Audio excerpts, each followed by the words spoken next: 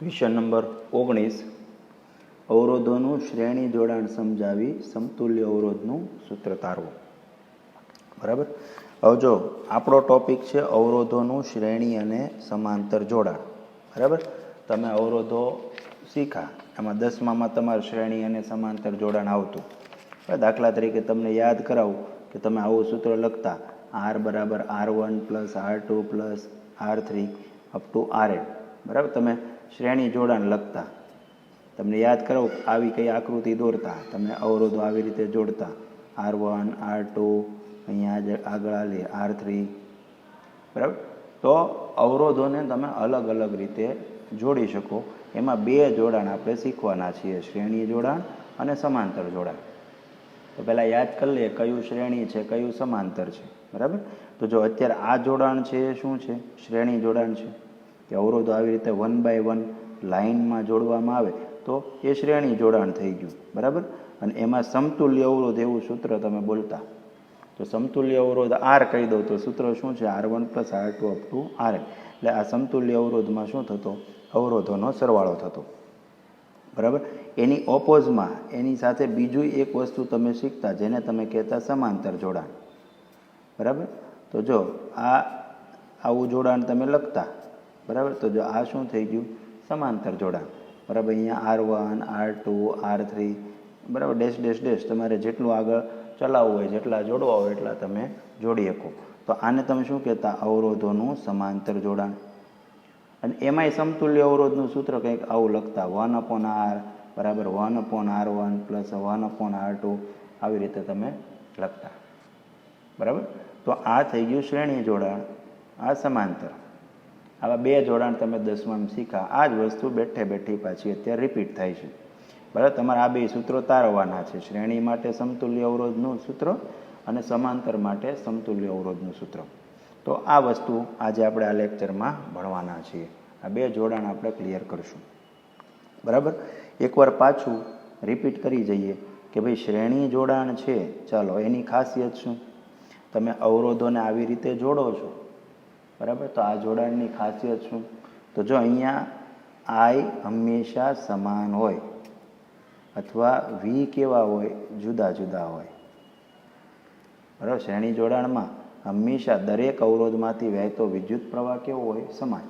કે ભાઈ અહીંયાથી 5 એમ્પિયર કરંટ પસાર થાય છે તો બધા જ અવરોધમાંથી કેટલો પસાર થાય? 5 એમ્પિયર જ પસાર થશે. કેમ કે સીધી વાત છે કે અહીંયા પ્રવાહને વહેવા માટે કેટલા માર્ગ છે?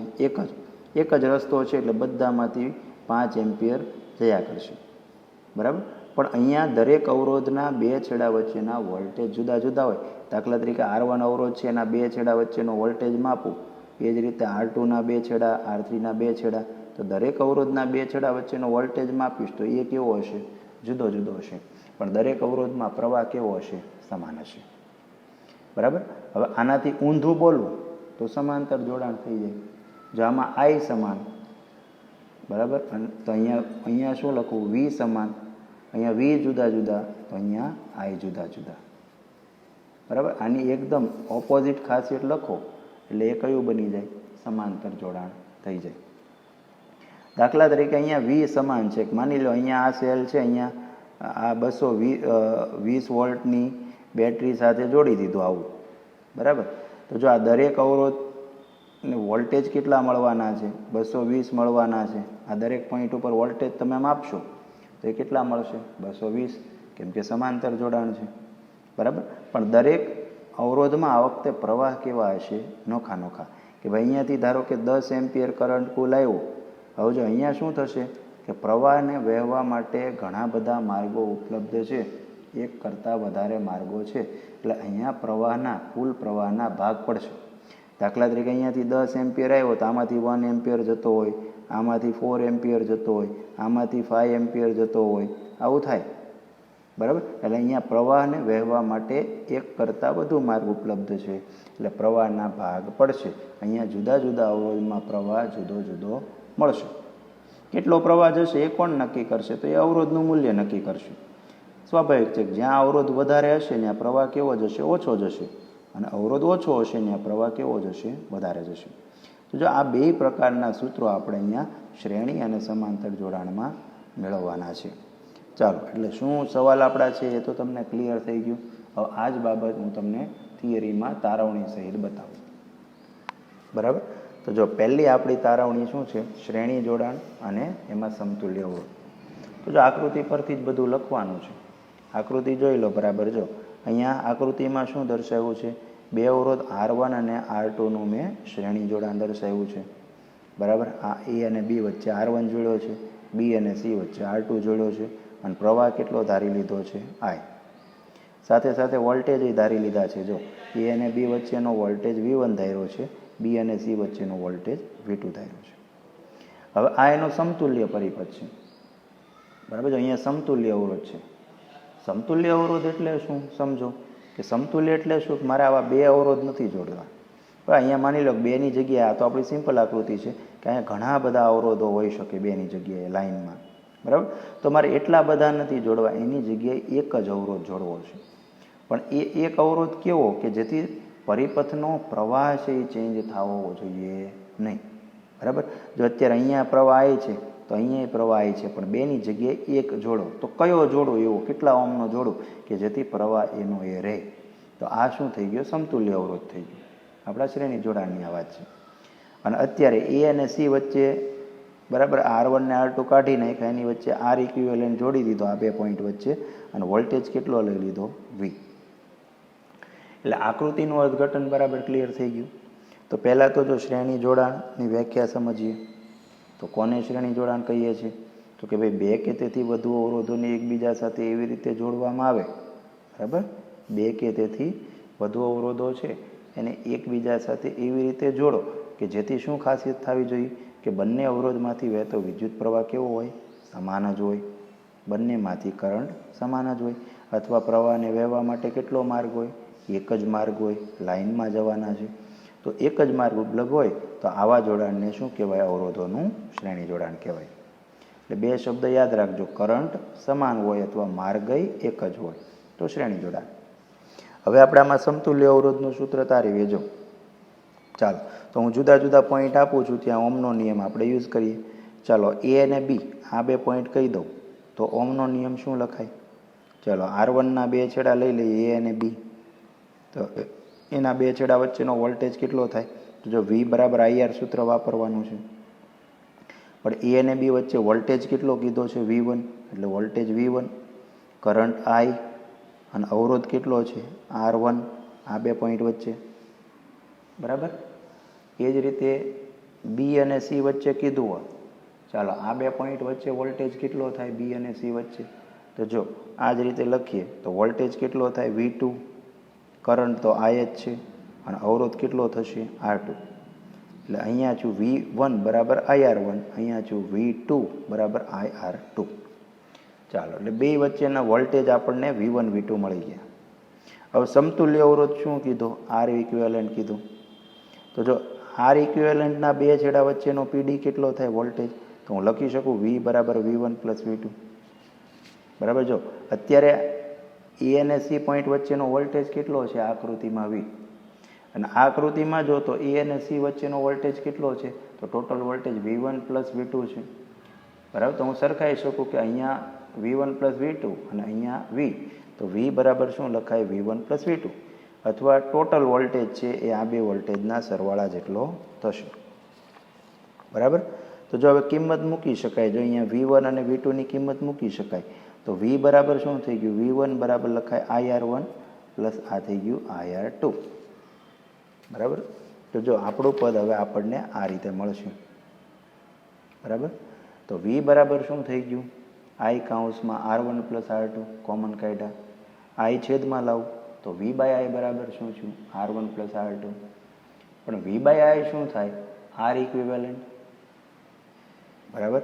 જો કઈ રીતે, તો અહીંયા ઓમનો નિયમ વાપરો. બરાબર. આ આકૃતિ છે એમાં V બાય I બરાબર R વાપરો. જો આ આકૃતિ માટે ઓમ વાપરું તો વોલ્ટેજ કેટલો છે V, કરંટ કેટલો છે I, અને અવરોધ કેટલો છે R ઇક્વિવેલન્ટ. તો V બાય I શું થઈ ગયું, R ઇક્વિવેલન્ટ. બરાબર. તો જો એ મૂકી દઉં તો આપણો આન્સર આવી જાય. બરાબર. તો અહીંયા R ઇક્વિવેલન્ટ મૂકી દઉં તો R ઇક્વિવેલન્ટ બરાબર શું થયું, R1 પ્લસ R2. બરાબર. એટલે જો સમતુલ્ય અવરોધનું સૂત્ર શું આવ્યું? સમતુલ્ય અવરોધ આર ઇક્વિવેલન્ટ બરાબર R1 પ્લસ R2. એટલે આ બે અવરોધો હતા એટલે આપણી પાસે R1 પ્લસ R2 આવ્યું. પણ માની લો મારી પાસે ઇન્ફાઇનાઇટ અવરોધ છે, બરાબર. મારી પાસે અવરોધ છે R1, R2, R3, R4 dash dash dash Rn, અને એનો સમતુલ્ય અવરોધ R ઇક્વિવેલન્ટ કહી દો. તો જો R ઇક્વિવેલન્ટનું સૂત્ર તો શું થશે? તો ભાઈ શ્રેણી જોડાણ છે એટલે આપણને ખ્યાલ આવ્યો સરવાળો કરવાનો છે. એટલે R1 plus R2 up to Rn. તો આ શું થઈ ગયું? શ્રેણી જોડાણના સમતુલ્ય અવરોધનું સૂત્ર. એટલે ખ્યાલ આવી ગયો. શ્રેણી જોડાણમાં શું કરવાનું થાય? અવરોધનો સરવાળો કરવાનો થાય.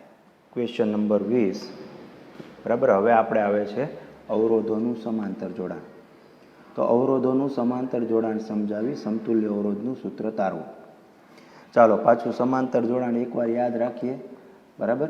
જો આકૃતિમાં બે અવરોધોનું સમાંતર જોડાણ દર્શાવેલું છે, R1, R2 જો અહીંયા સમાંતરમાં છે, અહીંયા 3 અવરોધનું સમાંતર જોડાણ દર્શાવ્યું છે, R1, R2, R3 અથવા અપ ટુ Rn. વ્યાપક લખવું હોય તો Rn, બરાબર. તો જો આકૃતિ કઈ રીતે થાય? તો માની લો અહીંયાથી I પ્રવાહ આવે છે, પ્રવાહ દર્શાવવો હોય, બરાબર. તો અહીંયા A અને B વચ્ચે આપણે બે અવરોધો સમાંતરમાં જોડી દીધા. તો I પ્રવાહ આવે છે તો હવે અહીંયા પ્રવાહના શું પડશે? ભાગ પડશે, બરાબર. એટલે અહીંયા પહેલા અવરોધમાં શું કીધું? પ્રવાહ I1 કીધું, બીજામાં I2, બરાબર. R1માં પ્રવાહ I1, R2માં I2. એ જ રીતે ઘણા બધા હોય, n હોય તો ઘણા બધા ભાગ પડે. કે અહીંયા I હોય તો પહેલામાં I1, બીજામાં I2, I3, I4 up to In, બરાબર. તો આ સમાંતર જોડાણ છે. તો આપણે સમાંતર જોડાણ કોને કીધું? કે ભાઈ કોઈ બે બિંદુ છે એની વચ્ચે તમે બરાબર બે કે તેથી વધુ અવરોધો છે એને એવી રીતે જોડશો કે જેથી પ્રત્યેક અવરોધના બે છેડા વચ્ચેનો વિદ્યુત સ્થિતિમાનનો તફાવત કેવો રહે? સમાન રહે. અથવા પ્રવાહને વહેવા માટે એક કરતાં વધુ માર્ગ ઉપલબ્ધ રહે. તો આવા જોડાણને શું કહેવાય? સમાંતર જોડાણ કહેવાય, બરાબર. મેં તમને કીધું કે જો અહીંયા પ્રવાહ છે, અહીંયા શું ફેર પડશે? તો જો A અને B વચ્ચેનો હું વોલ્ટેજ બોલીશ, આ બે પોઈન્ટ વચ્ચેનો વોલ્ટેજ બોલીશ તો હંમેશા કેટલો રહેશે? V જ રહેશે. એટલે A અને B વચ્ચે જો આપણી પાસે બે અવરોધો છે, R1 છે, R2, એટલે દરેક અવરોધ બોલું એને બે છેડા વચ્ચેનો વોલ્ટેજ કેટલો રહેશે? V, સમાન રહેશે. પણ દરેક અવરોધમાંથી અહીંયા પ્રવાહ કેવો હશે? નોખો નોખો હશે. અથવા પ્રવાહને વહેવા માટે એક કરતાં વધુ માર્ગ ઉપલબ્ધ હશે. તો આવા જોડાણને શું કહેવાય? સમાંતર જોડાણ કહેવાય. હવે આપણે એનું સમતુલ્ય અવરોધનું સૂત્ર મેળવીએ. તો જો R1 અને R2નું સમતુલ્ય અવરોધ શું થાય? તો ચાલો અહીંયા ઓમનો નિયમ વાપરીએ. તો પહેલાં R1ના બે છેડા વચ્ચેનો વોલ્ટેજ V બરાબર શું લખાય? I1 R1. દાખલા તરીકે આ બે પોઈન્ટ વચ્ચેનો વોલ્ટેજ બોલવો છે, ચાલો ઉપલા અવરોધ માટે, બરાબર. તો V બરાબર IR યુઝ કરો. જો તો વોલ્ટેજ આપણે લઈ લઈએ આ બે પોઈન્ટ વચ્ચેનો, A અને B પોઈન્ટ વચ્ચેનો વોલ્ટેજ શું લઈ લઈએ? V, બરાબર. ઉપલો અવરોધ લઈએ તો કરંટ છે I1 અને અવરોધ કેટલો છે? R1. એટલે શું થઈ ગયું? V બરાબર I1 R1. તો I1 શું થાય? V/R1 થાય. કરતા બનાવો તો એ જ રીતે નીચેના અવરોધ માટે બોલીએ તો R2ના બે છેડા વચ્ચેનો વોલ્ટેજ V કેટલો થશે? તો આ સૂત્ર V બરાબર IR પ્રમાણે શું લખાય? V બરાબર I2 R2, બરાબર. કેમ કે અહીંયા બીજો અવરોધ લો તો એને વોલ્ટેજ તો કેટલો મળવાનો છે? V, પણ કરંટ I2 છે અને પ્રવાહ અવરોધ કેટલો છે? R2. એટલે V બરાબર I2 R2. તો I2 બરાબર શું થાય? V/R2. આને આપણે સમીકરણ 1 કહી દઈએ. તો આપણને I1 અને I2ની વેલ્યુ મળી, બરાબર. હવે આપણે જોઈએ જો કે અહીંયા આપણે આકૃતિ પરથી એવું લખી શકીએ કે I બરાબર I1 પ્લસ I2 છે ને. જો અહીંયા કુલ પ્રવાહ છે કોનો સરવાળો થશે? તો I1 અને I2નો સરવાળો થશે, બરાબર. આઈમાંથી જ બે ભાગ પડ્યા ને કે ભાઈ આ 10 એમ્પિયર હોય તો આ 4 એમ્પિયર છે તો આ 6 એમ્પિયર થયું. તો આ 4 + 6 બરાબર 10, બરાબર. એટલે I બરાબર શું લખાય? I1 પ્લસ I2, બરાબર. હવે આમાં I1 અને I2ની વેલ્યુ મૂકી દઈએ તો I1 V/R1 મૂકીએ, I2 શું મૂકીએ? V/R2. તો જો પછીનું સ્ટેપ આપણું કંઈક આ પ્રકારે થાય, બરાબર. તો જો આપણી પાસે કુલ પ્રવાહ શું લખ્યો આપણે? ફરીથી I બરાબર I1 પ્લસ I2, I1 બરાબર V/R1 પ્લસ V/R2, I1 I2ની વેલ્યુ મૂકી, V અંશમાંથી કોમન કાઢ્યા તો શું મળ્યું? 1/R1 પ્લસ 1/R2 મળ્યું. હવે આપણે એમ કહીએ કે જો સમતુલ્ય અવરોધ આર ઇક્વિવેલન્ટ હોય તો, બરાબર, આપણે એમ લીધું કે આપણા બે જોડાણ હતા R1 અને R2, એનો સમતુલ્ય અવરોધ શું લઈ લઉં? આર ઇક્વિવેલન્ટ લઈ લઉં, બરાબર. કરંટ I છે અને વોલ્ટેજ આપણે કેટલો આપ્યો છે? V આપેલો છે.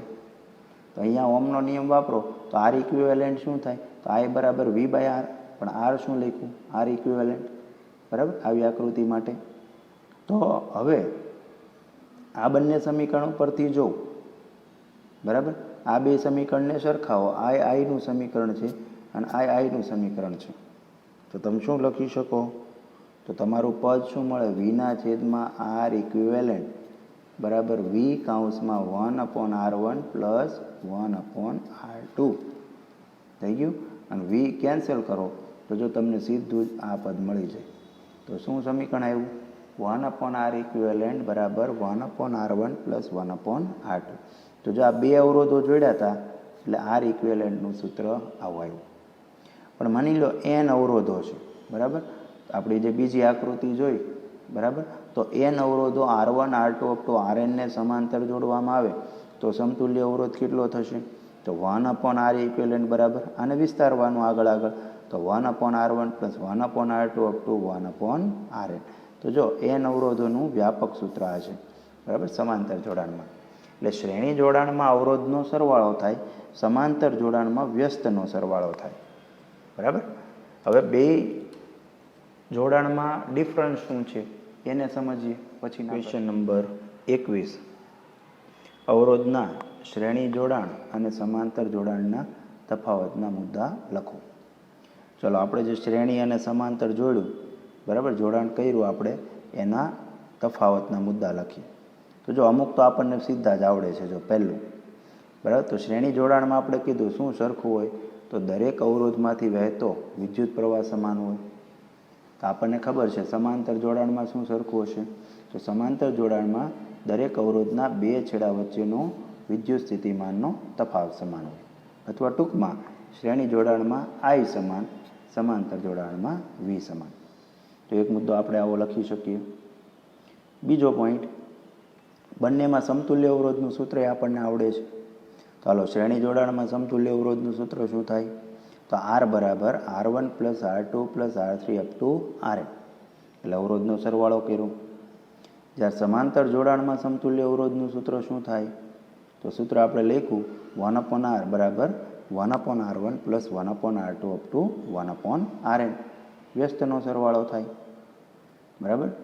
ત્રીજો પોઈન્ટ કે સમાન મૂલ્ય R ધરાવતા n અવરોધોને શ્રેણીમાં જોડીએ તો સમતુલ્ય અવરોધ RS બરાબર શું થાય? NR થાય, બરાબર. હવે આ સમજો મુદ્દો. શું કીધું? કે સમાન મૂલ્યના n અવરોધો શ્રેણીમાં જોડીએ. માની લો મારી પાસે શ્રેણી જોડાણ છે, n અવરોધો જોડેલા છે, બરાબર, 1 2 3 અપ ટુ n, બરાબર. આ અવરોધ R1 R2 R3 up to Rn કહી દઉં. હવે આમાં માની લો બધા જ અવરોધ સમાન છે, બરાબર. તો સમતુલ્ય અવરોધ કેટલો થાય? તો જો સમતુલ્ય અવરોધનું સૂત્ર તો મને ખબર છે, R1 plus R2 plus R3 up to Rn. પણ મેં તમને એમ કીધું બધા જ અવરોધ કેટલા છે? સમાન મૂલ્યના, એટલે બધા અવરોધની વેલ્યુ R છે. તો તમે બધા R મૂકો તો R પ્લસ R કેટલા પદ આવશે? n પદ આવશે, કેમ કે n અવરોધો છે. તો આ કેટલું થશે? NR. એની વેલ્યુ કેટલી આવે? NR, બરાબર. તો આ પદ ક્લિયર થઈ ગયું. સમતુલ્ય અવરોધને RS કરી દો તો એ કેટલું આવે? NR. NRનો અર્થ શું? જો અહીંયા R શું છે? આપણું એક અવરોધનું મૂલ્ય. આ જે અવરોધ જોડ્યા છે એ R બધા છે, તો એક અવરોધનું મૂલ્ય. અને N શું છે? તો એ અવરોધની સંખ્યા છે, કેટલા અવરોધ છે, બરાબર. તમને સીધો સાધો MCQ એક બનાવવો હોય તો હું તમને એમ કહી શકું કે ચાલો મારી પાસે બરાબર 5 ઓહ્મના અવરોધ છે, 5 ઓહ્મના 10 અવરોધો, બરાબર, મેં શ્રેણીમાં જોડ્યા. ચાલો, તો સમતુલ્ય અવરોધ કેટલો થશે? તો જો તમે સૂત્ર લેશો RS બરાબર NR, તમને ખબર છે કે બધા 5 ઓહ્મના જ છે, બરાબર. તો જો R કેટલું? 5 ઓહ્મ, આપણા અવરોધનું મૂલ્ય R5, અને એવા કેટલા છે? 10, એટલે કેટલું થાય? 50 ઓહ્મ થાય, બરાબર. તો આવી રીતે શ્રેણીમાં તમને મળી જાય. માની લો આ જ વસ્તુ સમાંતરમાં પૂછી હોય તો, કે સમાંતરમાં n અવરોધો છે અને બધા અવરોધો r સમાન છે, તો સમતુલ્ય અવરોધનું સૂત્ર શું આવે? તમે જાતે વિચારો, બરાબર? તો જો આપણે, તમે પહેલાં જાતે વિચારો, પછી આમાં જો પોઝ કરીને, તો જો આપણી પાસે સૂત્ર છે 1/rp કહી દઉં, બરાબર? સમતુલ્ય સમાંતર જોડાણમાં સમતુલ્ય અવરોધ શું કહી દઉં? 1/rp. તો સૂત્ર થશે 1/r1 + 1/r2 + 1/rn. n અવરોધો છે. હવે બધા આપણે કીધું એ r જ છે, તો મારી પાસે પદ શું બને? 1/r + 1/r અપ ટુ, બરાબર? આવા કેટલા પદ? n પદ થાય, બરાબર?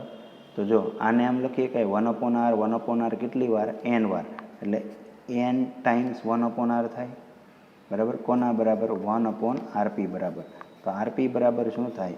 r/n થાય, બરાબર? એટલે સમાંતરમાં જો બધા અવરોધો સરખા હોય તો સમતુલ્ય અવરોધનું સૂત્ર શું થાય? r/n.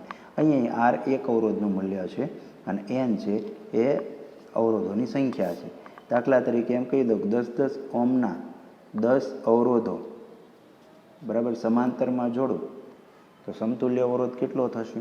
તો જો સીધું અહીંયાથી આ સૂત્ર વાપરવાની જરૂર નહીં, સીધું અહીંયાથી શોર્ટકટ મળી જાય કે ભાઈ અવરોધ કેટલા ઓહમનો છે? 10. એવા n એટલે નંબર ઓફ અવરોધ કેટલા છે? 10. તો આન્સર કેટલો આવ્યો? 1. એટલે સમતુલ્ય અવરોધ થઈ ગયો 1 ઓહમ. એટલે આ મુદ્દો તમને ક્લિયર થઈ ગયો, બરાબર? અને શ્રેણી જોડાણમાં શું કે સમતુલ્ય અવરોધનું મૂલ્ય છે એ શ્રેણીમાં જોડેલા અવરોધમાં સૌથી મોટામાં મોટા અવરોધના મૂલ્ય કરતાં કેવું હોય? વધુ હોય. શ્રેણીમાં અવરોધનું મૂલ્ય સૌથી મોટામાં મોટા અવરોધ કરતાં કેવું હોય? મોટું હોય. અને એની સામે આ યાદ રાખવું હોય તો સમાંતરમાં અવરોધ કેટલો હોય? નાનામાં નાના અવરોધ કરતાં નાનું હોય.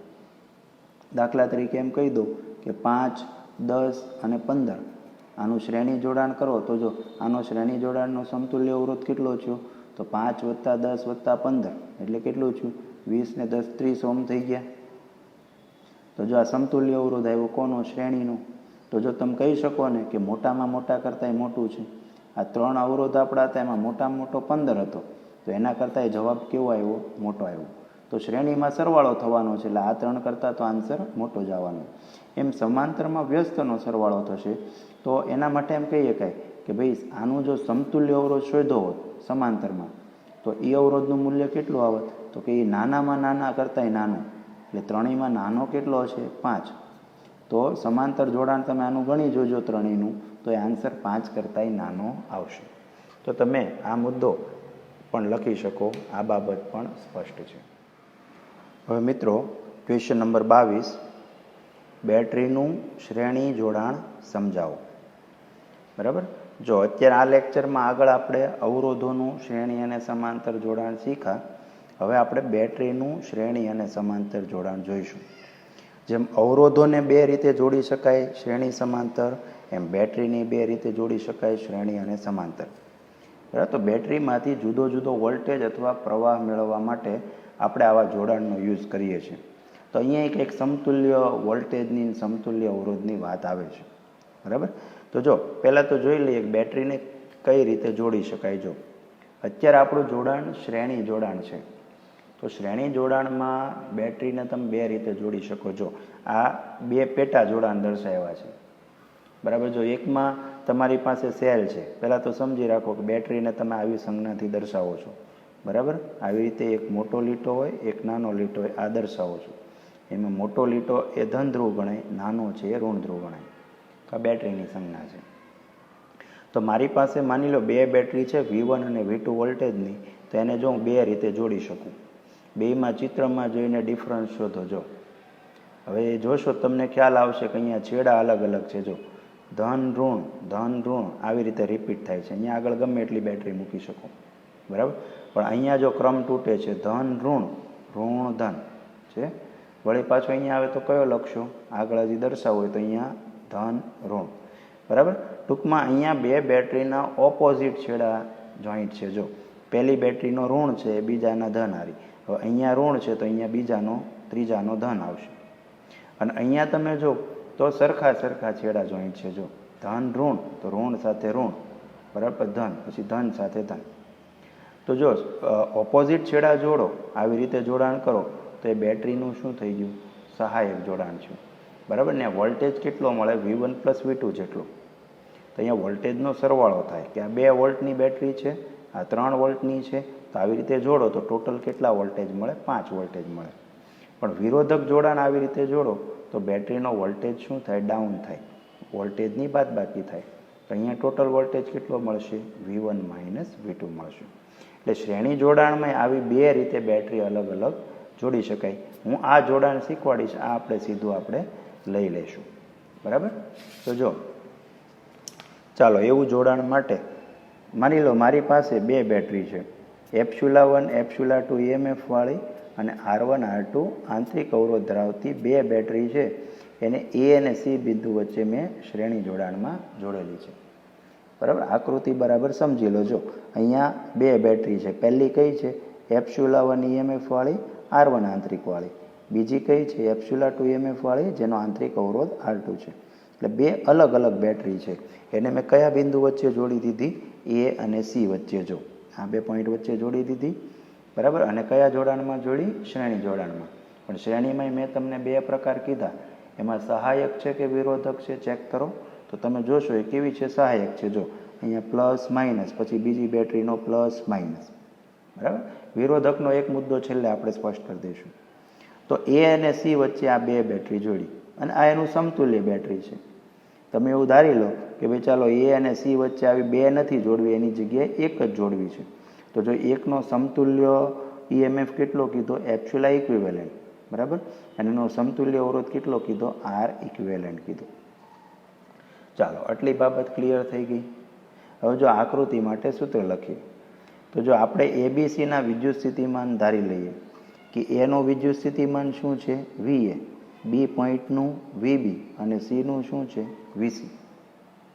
તો હવે આપણે અલગ અલગ પોઈન્ટ વચ્ચેનો વોલ્ટેજ વિચારીએ તો જો A અને B બિંદુ વચ્ચેનો વિદ્યુત સ્થિતિમાનનો તફાવત શું લખી શકાય? તો તમે લખી શકો VA માઇનસ VB. આ 2 પોઈન્ટ છે એના વચ્ચેનો વિદ્યુત સ્થિતિમાનનો તફાવત શું થશે? તો VA માઇનસ VB. અને કેટલો થશે? એપ્સ્યુલા1 માઇનસ IR1. બરાબર? જો આ સૂત્ર ઉપરથી આપણને ખબર છે કે V બરાબર શું થાય? એપ્સ્યુલા માઇનસ IR. તો ચાલો પહેલી બેટરી માટે લખવું હોય, બરાબર, A અને B વચ્ચે પહેલી બેટરી છે ને, તો પહેલી બેટરી માટે લખવું હોય તો વોલ્ટ EMF એપ્સ્યુલા1, આંતરિક અવરોધ R1, કરંટ તો I છે અને વોલ્ટેજ શું કીધું? VA minus VB. બરાબર? એટલે આ VA માઇનસ VB થયો ને A અને B વચ્ચે. તો જો VA માઇનસ VB આવી ગયું, એપ્સ્યુલા1 માઇનસ IR2. એ જ રીતે B અને C વચ્ચે બીજી બેટરી માટે લખવું હોય તો તમે ડાયરેક્ટ લખી શકો. શું લખો? B અને C વચ્ચેનો PD સેમ ટુ સેમ આવી રીતે. તો આપણે લખશું VB માઇનસ VC. બરાબર? આ રીતે લખવું હોય તો એપ્સ્યુલા1ની જગ્યાએ એપ્સ્યુલા2 માઇનસ IR2. અહીંયા 2 આવશે. બરાબર? કેમ કે અવરોધ, આંતરિક અવરોધ R2 છે, વોલ્ટેજ EMF એપ્સ્યુલા2 છે. ચાલો, એટલે આ 2 સમીકરણ થઈ ગયા A અને B વચ્ચે અને B અને C વચ્ચે. ચાલો હવે A અને C વચ્ચેનો વોલ્ટેજ લખીએ. ડાયરેક્ટ A અને C આ 2 બિંદુ વચ્ચેનો વોલ્ટેજ લખવું હોય તો શું સૂત્ર લખાય? તો જો આવી જ રીતે શું લખે? A અને C છે તો વોલ્ટેજ કેટલો થયો? VA minus VC. લખી શકાય VA માઇનસ VC. બરાબર? હવે જો મારે આ VA માઇનસ VB ને આ 2 કિંમતનો ઉપયોગ કરવો છે તો એમાં VB આવે છે ને, બરાબર? તો મેં અહીંયા શું કર્યું? VB બાદ કર્યા અને VB ઉમેર્યા. બરાબર? જો આવી રીતે આ જ પદને આમ લખ્યું મેં VA. ચાલો એમાંથી માઇનસ VB કર્યા અને પ્લસ VB કર્યા, એટલે VB તો કેન્સલ થઈ જાય અને પછી આ શું લખી દીધા? VC લખી દીધા. એટલે જો આ પદ તો ન્યુટ્રલ થઈ ગયું એટલે આનું આ જ પદ છે. એટલે જો આપણી પાસે 2 કાઉન્સ બન્યા, VA માઇનસ VB બને અને VB માઇનસ VC બને. તો જો હવે આ 2 કિંમત અહીંયા મૂકી શકાય. VA માઇનસ VBની જગ્યાએ શું લખું? એપ્સ્યુલા1 minus IR1. VB minus VC શું લખું? એપ્સ્યુલા2 માઇનસ IR2. બરાબર? હવે આ જ પદને જો આપણે ગોઠવી નાખીએ તો જો તમે આવું લખી શકો, એપ્સ્યુલાવાળા પદ ભેગા કરો તો શું લખી શકાય?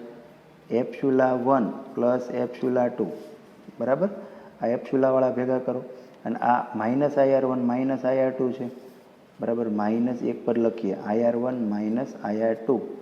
તો જો એપ્સ્યુલા1 પ્લસ એપ્સ્યુલા2 માઇનસ I કોમન તો R1 પ્લસ R2. તો જો આવું પદ લખી શકાય આમાંથી, બરાબર, આ પર લખી શકાય, બરાબર. તો એ આપણી બીજી સ્લાઇડમાં જોઈએ. ચાલો, એટલે આપણે આ સ્ટેપ પર પહોંચી ગયા. એપ્સિલોન 1 પ્લસ એપ્સિલોન 2 માઇનસ આઈ R1 પ્લસ R2. હવે આવું જ સમતુલ્ય ઈએમએફ આપણે એપ્સિલોન ઇક્વિવેલન્ટ લીધું છે અને સમતુલ્ય આંતરિક અવરોધ આર ઇક્વિવેલન્ટ લીધો છે, બરાબર. તો જો એના માટેથી આ સૂત્ર શું લખાય? જો આ સૂત્ર કઈ આકૃતિ પરથી છે? અહીંયા ઉપરથી છે, બરાબર. અહીંયા જો તમે આમ લખ્યું, હવે સમતુલ્ય માટે લઈએ તો V બરાબર એપ્સિલોન માઇનસ IR લખાય આકૃતિ માટે. પણ આકૃતિ માટે એપ્સિલોને શું કીધું? Epsilon equivalent. આરને શું કીધું છે? આર ઇક્વિવેલન્ટ કીધું છે. અને આ શું છે? VA માઇનસ VC છે. આ VA, આ VC. તો આ બે પોઈન્ટ વચ્ચેનો વોલ્ટેજ VA માઇનસ VC શું લખાય? Epsilon equivalent minus IR equivalent થાય. તો ત્રીજી આકૃતિ પરથી સૂત્ર વિચારીએ, બરાબર. તો આપણને શું મળશે? સમીકરણ 2 મળશે આ પ્રમાણે. ચાલો, હવે આ બે VAC સરખાઈ દઈએ. તો આ બેને સરખાવો જો, તો એપ્સિલોન ઇક્વિવેલન્ટની જગ્યાએ શું છે? એપ્સિલોન 1 પ્લસ એપ્સિલોન 2 છે. અને આર ઇક્વિવેલન્ટની જગ્યાએ શું છે? R1 પ્લસ R2 છે. તો જો તમને સમતુલ્ય વોલ્ટેજ અને સમતુલ્ય આંતરિક અવરોધ મળી જાય કે નહીં? કે જ્યારે બે બેટરી તમે સહાયકમાં જોડો, શ્રેણી જોડાણમાં જોડો સહાયક સ્થિતિમાં, તો સમતુલ્ય ઈએમએફ કેટલું થાય? તો બે ઈએમએફના સરવાળા બરાબર. અને સમતુલ્ય આંતરિક અવરોધ કેટલો થાય? તો એ બે આંતરિક અવરોધના સરવાળા બરાબર. અથવા n બેટરી જોડી હોય તો એપ્સિલોન ઇક્વિવેલન્ટ શું થાય? Epsilon 1 plus epsilon 2 up to epsilon n. અને આર ઇક્વિવેલન્ટ શું થાય? R1 plus R2 up to Rn થાય, બરાબર. એટલે જો આને એક ઉદાહરણ દ્વારા સમજીએ કે હું માની લો કે બે બેટરી અહીંયા હું દોરી દઉં છું, બરાબર. આ એક, આ બીજી, બેને આંતરિક અવરોધ સાથે દર્શાવી કે આ 1 વોલ્ટ 1 ઓહ્મની છે. પહેલી બેટરીનું ઈએમએફ 1 વોલ્ટ છે, અવરોધ આંતરિક અવરોધ 1 ઓહ્મ છે. બીજી બેટરી 2 વોલ્ટ 2 ઓહ્મની છે. હવે આ બે બેટરીને એની જગ્યાએ એક જ બેટરી જોડવી હોય તો એનું સમતુલ્ય ઈએમએફ અને સમતુલ્ય આંતરિક અવરોધ કેટલો થાય? બરાબર. તો જો આનો આન્સર શું આવે તમને ખ્યાલ આવી ગયો, બરાબર. એપ્સિલોન ઇક્વિવેલન્ટ કેટલું થશે? તો આ સરવાળો છે એટલે 1 પ્લસ 2, બરાબર. એટલે આ છું 3 વોલ્ટ અને આ આંતરિક અવરોધનો સરવાળો થાય એટલે 1 ઓહ્મ પ્લસ 2 ઓહ્મ એટલે 3 ઓહ્મ. એટલે આ બે બેટરી કાઢીને એક જ જોડવી હોય તો કેટલી જોડશો? 3 વોલ્ટ 3 ઓહ્મની જોડશો. તો આ સમતુલ્ય બેટરી થઈ ગઈ. અને આમાં જ એક વસ્તુ કે આ કોષો, બીજા વિદ્યુત કોષને ધ્રુવો ઉલટાવવામાં આવે તો એપ્સિલોન 1ની જગ્યાએ શું થાય? માઇનસ એપ્સિલોન 1 થાય, બરાબર. કે અહીંયા પ્લસ માઇનસ અલગ અલગ જોડ્યા હોત, આમ છે, બરાબર. આ પહેલી બેટરી છે, આ બીજી બેટરી છે, તો તમને ખબર છે આ વિરોધક જોડાણ છે. તો વિરોધક જોડાણ છે તો શું થાય? બાદબાકી આવે. આ બીજી બેટરીના છેડા ઉલટા છે એટલે ઊંધું લખશું. તો એપ્સિલોન ઇક્વિવેલન્ટ શું થશે? Epsilon 1 minus epsilon 2. એટલે જો આવી રીતે સહાયકમાં જ હોય પ્લસ માઇનસ આવતા હોય તો સરવાળો આવશે. પણ જો આવી રીતે વિરોધકમાં હોય તો જે બેટરીના છેડા ઉલટા હશે, જે ક્રમ ફોલો નહીં કરતી હોય, એનો વોલ્ટેજ કેવો લેવાનો થશે? અહીંયા માઇનસ મૂકવાનું થશે, બરાબર. ઘણી બધી બેટરી હોય તો જે બેટરી ઉલટી જોડેલી હોય બધાના નિશાની માઇનસ લેવાની, બાકીનાની પ્લસ લેવાની. આંતરિક અવરોધ છે એમાં કોઈ ફેરફાર થશે નહીં. એ આવી રીતે જોડો કે આવી રીતે જોડો, આંતરિક અવરોધનો હંમેશા શું થાય? સરવાળો જ થાય, બરાબર. તો આ સમતુલ્યની વાત આપણી કમ્પ્લીટ થઈ શ્રેણી જોડાણમાં.